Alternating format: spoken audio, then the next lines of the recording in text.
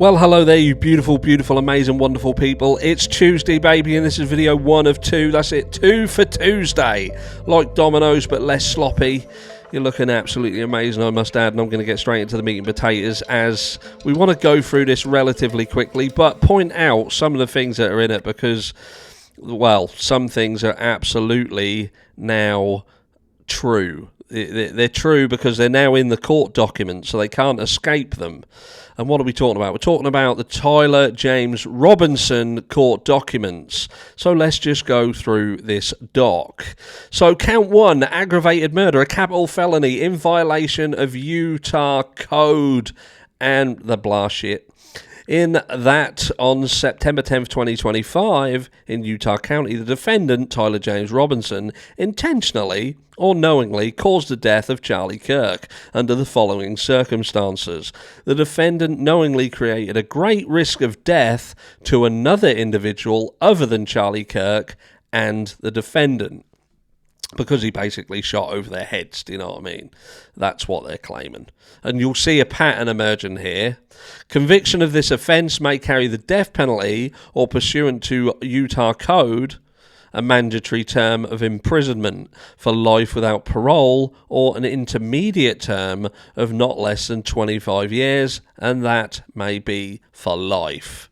So that's what he's facing. I think that they are looking to push for the death penalty, and you're going to see a pattern emerging as how they try to manipulate certain things to make them aggravating factors to push towards that.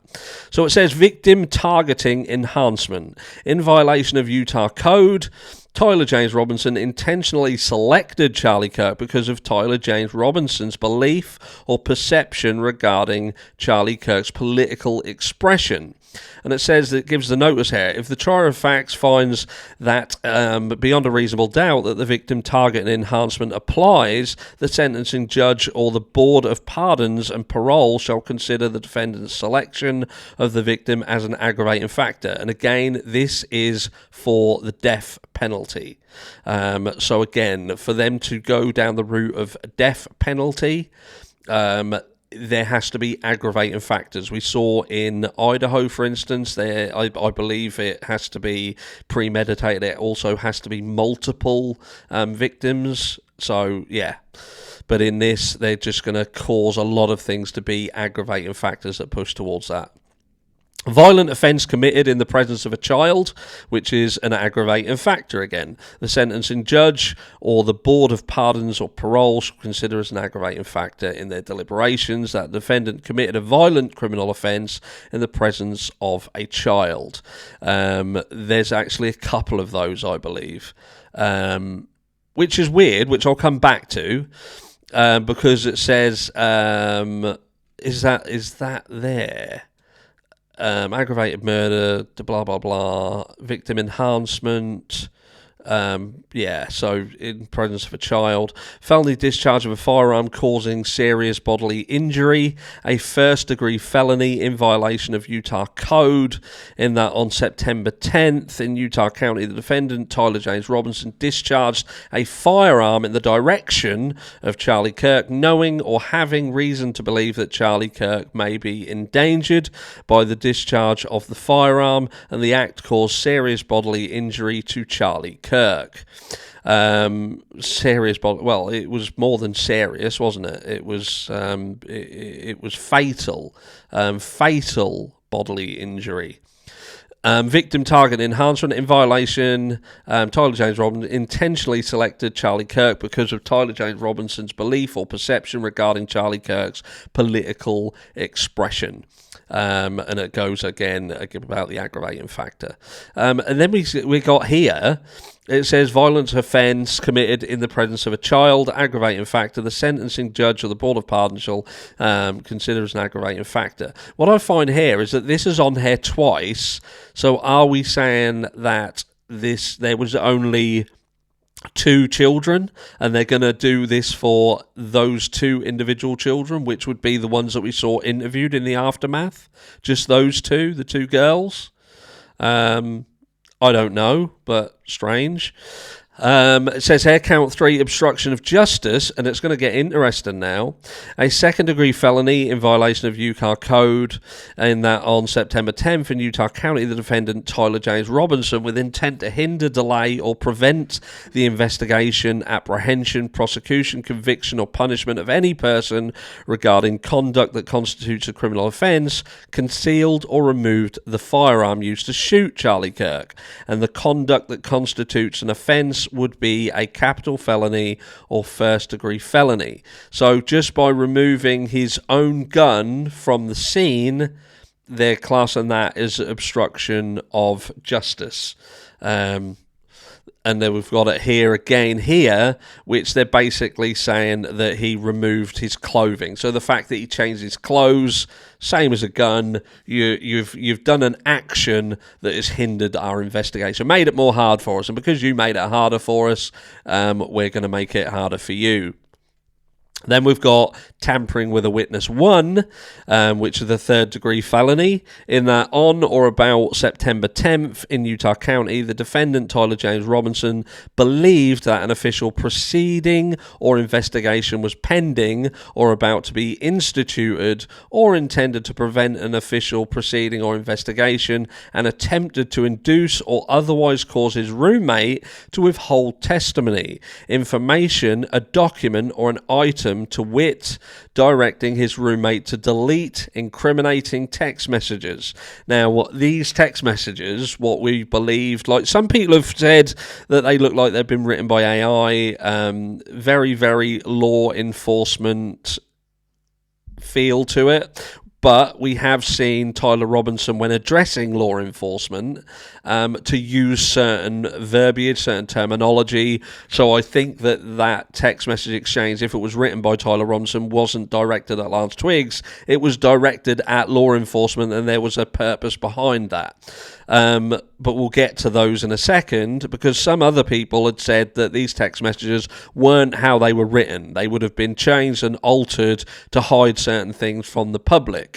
But if that's the case, then in the official court document, wouldn't we then see a variation in them? So let's see if we do indeed see a variation.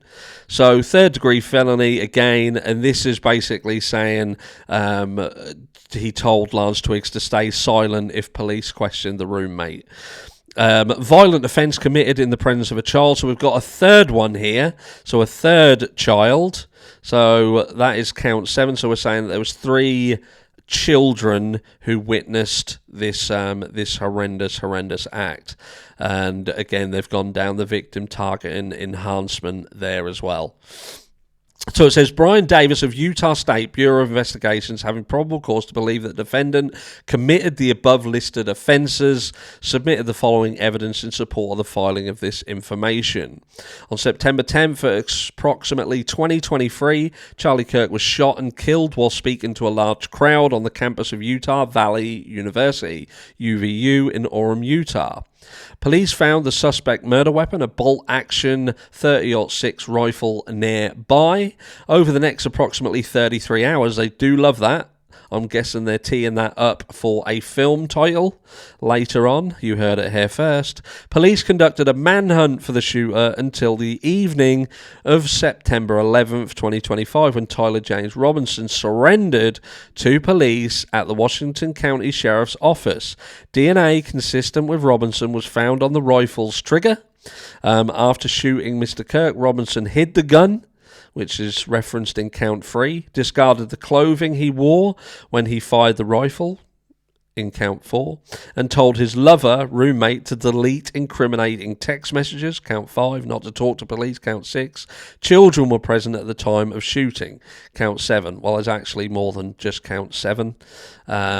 The shooting itself. Turning Point USA, a non-profit organisation founded in 2012 by Charlie Kirk, organised a public outdoor event to be held at noon on September 10th, 2025 at UVU.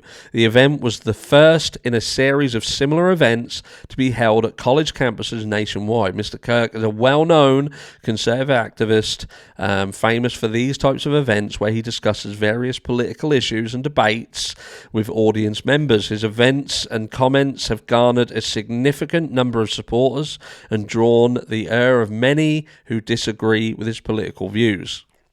Much of that through fucking ignorance and stupidity. The event at UVU was announced far in advance and garnered significant publicity and interest. Consequently, several hundred people attended. Mr. Kirk was interacting with the crowd before the event officially got underway. Then approximately at noon, Mr. Kirk seated himself under the portable canopy behind the table and microphone. He began speaking to the crowd and fielding questions from attendees, a format Mr. Kirk commonly used at his events. Mr. Kirk allowed his questioners to approach a microphone positioned directly in front of him. Mr. Kirk's team members were very close to him on his right and left, as well as some behind his canopy and others at various close locations near him. The large crowd surrounded by Mr. Kirk on three sides. Temporary metal fencing separated attendees from Mr. Kirk by only a matter of feet. Directly above and behind Mr. Kirk was the UVU Hall of Flags, an indoor walkway spanning several hundred feet with floor-to-ceiling glass windows which overlooked the plaza where Mr. Kirk was seated.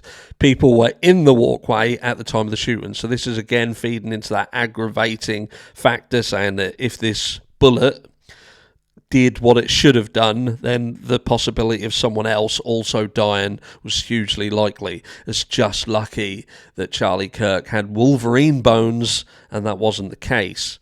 Approximately 15 minutes into the event, Mr. Kirk was answering a question about mass shootings by transgender individuals when a gunshot rang out. The bullet struck Mr. Kirk in the neck. He slumped to the ground almost immediately. The bullet's trajectory passed closely to several other individuals beside Mr. Kirk, including the questioner, who was standing directly in front of Mr. Kirk. Children were visible near Mr. Kirk's stage when he was shot. Mr. Kirk was rushed to a nearby hospital where he was declared deceased. The medical examiner's report is pending. The UVU surveillance investigation. At the moment of the shot, the UVU officer, was watching the crowd from an elevated vantage point. As soon as he heard the shot, he began to scan the area for threats, believing the shot came from a rifle because of its sound. He looked for potential sniper positions. He noted a roof area approximately 160 yards from Mr. Kirk as a potential shooting position and rushed there to look for evidence. The suspect's shooting position is adjacent to an open, publicly accessible walkway. To access the suspected location, a person must climb over a railing and then drop to the roof only slightly below. The UVU officer climbed over the railing and down onto the roof. He then walked to the suspected shooting position and confirmed a clear shooting corridor between the position and Mr. Kirk's seat. He also noticed markings in the gravel rooftop consistent with a sniper having lain on the roof. Impressions in the gravel potentially left by the elbows, knees and feet of a person in a prone shooting position. Police reviewed surveillance from the camera covering the roof and discovered that it recorded an individual dressed in dark clothing cross the railing from the public walkway and drop onto the roof at approximately 12:15 p.m. Although the individual moved out of the camera's view for a short time, the camera again captured the individual running across the roof and then low crawling to the area the UVU officer recognized, as where the suspected sniper had dropped into a prone position after a short time, which matches the known time of the shot. The individual arose and ran across the roof to the northeast. So they actually had footage of the individual getting actually onto the roof. So we haven't obviously seen all of the footage, which we suspected. You know, we're not going to see everything, but they do have more than what we have. This discovery led to an intensive review of UVU surveillance recordings to attempt to track and identify the suspect. Surveillance revealed the following. At approximately 11:51 a.m., the suspect entered campus from the north. He is seen wearing a black shirt with an American flag in its center, a dark baseball cap, and large sunglasses. Throughout the surveillance, the suspect keeps his head down and rarely raises his head enough to get a clear image of his face. As he proceeds across the campus, he is seen walking with an unusual gait. The suspect walks with very little bending in his right leg, consistent with a rifle being hidden in his pants. However, we have seen footage of him walking, and he doesn't seem to have that limp, and that limp seems to be periodic. Take that as you will, argue with it if you want, but that's my take on what I've seen. This unusual gait continues until the suspect is seen crossing the railing off the open walkway and onto the roof, where he leaves the camera's view. Camera later captures the suspect as he runs across the roof to the suspected shooting position. Immediately after the shot was fired, a camera captures the suspect running across the roof carrying an item whose shape is consistent with a rifle. The suspect is then seen climbing down from the roof. He appears to drop the item he was carrying as he hits the ground in a controlled fall. He then picks up the item and runs towards the northeast end of campus. Expanded crime scene investigation, and this is where it now gets pretty interesting. It says law enforcement officers followed the suspect's escape path to the northeast end of campus, where they believed the suspect left campus and entered a wooded area. In that wooded area, investigators found a bolt-action rifle wrapped in a towel. The rifle contained 1 spent round and 3 unspent rounds. This is consistent with the facts officers observed at the time of and immediately after the shooting. No shell casings were found on the roof, suggesting a bolt action rather than an auto-loading weapon, and only a single round was fired. Each round in the rifle contained an etched inscription as follows, and it's got these here, which you can see on the screen. The rifle, ammunition rounds and towel were sent for forensic processing. DNA consistent with Robinson's was found on the trigger, other parts of the rifle, the fired cartridge casing, 2 of the 3 unfired cartridges, and the towel. Law enforcement was unable to immediately locate the shooter, so they published photos of the shooter from the UVU surveillance cameras and asked for the public's help to identify him. Meanwhile, law enforcement continued to try and identify the shooter through other means. It then goes on to the Washington County investigation, which it's now going to talk about what actually happened. So on the evening of September the 11th, as law enforcement continued their investigation, Tyler James Robinson went into the Washington County Sheriff's Office with his parents and a family friend to turn himself in. Robinson's mother stated the following to police. On September the 11th, 2025, the day after the shooting, Robinson's mother saw the photo of the shooter in the news and thought the shooter looked like her son. You're the only person who has looked at Tyler and looked at that image and thought it looked like him, because it really doesn't. But again, she's his mum, so a mum possibly would recognise her son more, who knows. Robinson's mother called her son and asked him where he was. He said he was at home sick and that he had also been at home sick on September 10th. Robinson's mother expressed concern to her husband that the suspected shooter looked like Robinson, and Robinson's father agreed. Robinson's mother explained that over the last year or so, Robinson had become more political and had started to lean more to the left, becoming more pro-gay and trans rights orientated. She stated that Robinson began to date his roommate, a biological male who was transitioning genders. This resulted in several discussions with family members, but especially between Robinson and his father, who have very different political views. In one conversation before the shooting, Robinson mentioned that Charlie Kirk would be holding an event at UVU, which Robinson said was a stupid venue for the event. Robinson accused Kirk of spreading hate. Robinson's father reported that when his wife showed him the surveillance image of the suspected shooter in the news, he agreed that it looked like their son. He also believed that the rifle that police suspected the shooter used matched a rifle that was given to his son as a gift, something that Candace Owens had confirmed. As a result, Robinson's father contacted his son and asked him to send a photo of the rifle. Robinson did not respond. However, Robinson's father spoke on the phone with Robinson. Robinson implied that he planned to take his own life. Robinson's parents were able to convince him to meet at their home. As they discussed the situation, Robinson implied that he was the shooter and stated that he couldn't go to jail and just wanted to end it. When asked why he did it, Robinson explained there is too much evil and the guy, Charlie Kirk, spreads too much hate. They talked about Robinson turning himself in and convinced Robinson to speak with a family friend who was a retired deputy sheriff. At Robinson's father's request, the family friend met with Robinson and his parents and convinced Robinson to turn himself in. The family friend spoke to police and reported telling Robinson that it would be best if he brought all evidence with him to the police office to avoid police having to search his parents' home.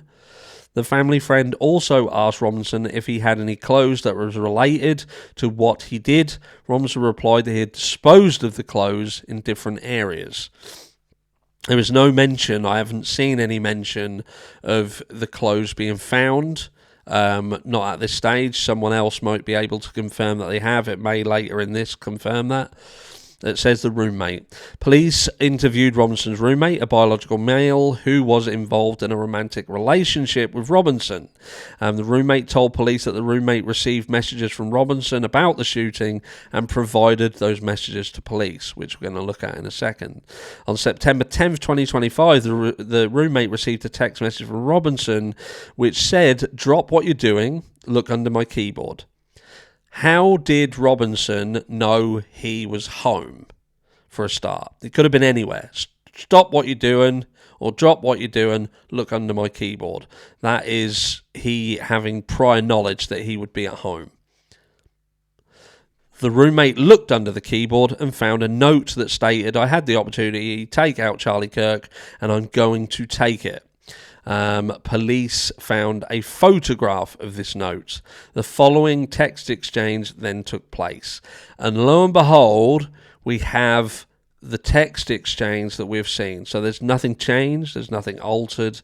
This is as we had previously seen them, with the specific verbiage, the vehicle, drop points and stuff like that. All very odd. But it hadn't been changed, it hadn't been adapted. That is basically word for word now entered into the court docs that they were indeed the text messages. I'm not going to read them again. You've seen them. We've done it to death. It says the search of Robinson's residence. Police executed a search warrant of Robinson's residence.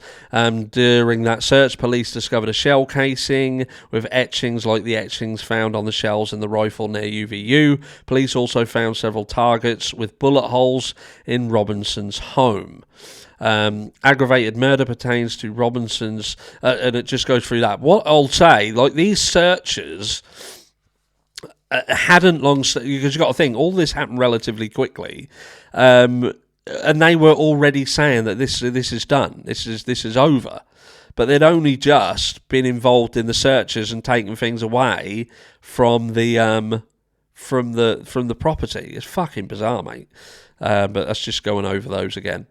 But there you go. That is the court documents in full. What he's being charged with, and some confirmation that, yeah, they're saying that it was this 30-06 round. They're saying that these text messages were, in fact, the text messages as and how they were written by Tyler Robinson to Lance Twiggs. Again, let me know what you think. Let me know what you think. Because, again, for the life of me... a miracle, mate. A miracle that this round didn't take Charlie Kirk's fucking head clean off. From that distance, that weapon, that fucking round should have took his head clean off. And we're going down the route of this is a miracle. And those text messages are absolute bollocks, by the way. Absolute bullshit. But that's my take on it. Love you all. I'll catch you all later on today when we talk about Candace Owens. Is she crazy or ain't she? Oh.